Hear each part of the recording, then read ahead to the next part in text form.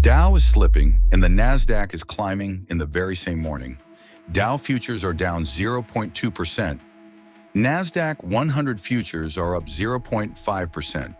Two markets, two opposite stories, and the gap between them is the story of the week. The trigger is a split in sentiment between blue chips and tech.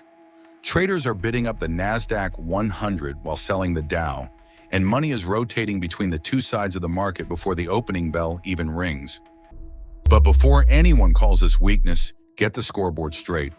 This is a divergence, not a downturn. Here is the board. Dow Jones futures are slipping 0.2%. S&P 500 futures edged up 0.1%. And Nasdaq 100 futures are up 0.5%. Tech green, blue chips red. And the split did not start this morning. Over the last 10 days, the Dow Fund is down 0.52%, while the Nasdaq 100 Fund is up 1.11%. Money keeps leaving the old economy names and chasing tech. Tech is carrying this market, the Dow is not. Now the pressure point, Walmart, Target, Home Depot, and Lowe's all report earnings this week, a direct read on the consumer in the middle of back-to-school season, and the market is already leaning in. Walmart is up 3.06% over the last 10 days, and Target is up 3.19%. Two more forces are tightening the screws.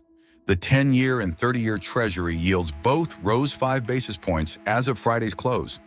And at the time this video was made, Brent crude is trading near $89 a barrel, with the oil fund up 7.31% in 10 days. Rising energy costs complicate the inflation picture. Zoom out, and the backdrop is still resilient.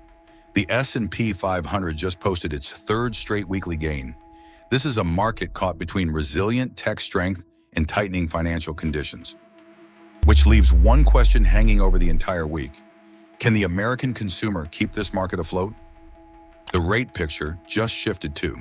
Traders have pulled the odds of a September rate hike back to less than 1/3 after mixed inflation and jobs data. But the Fed's meeting minutes drop on Wednesday, and a hawkish surprise could pressure equities heading into Jackson Hole. So here is what the desk is watching. Retail earnings from Walmart, Target, Home Depot, and Lowe's. The Fed minutes on Wednesday, oil near $89, and those rising Treasury yields. Any one of them could shift the story.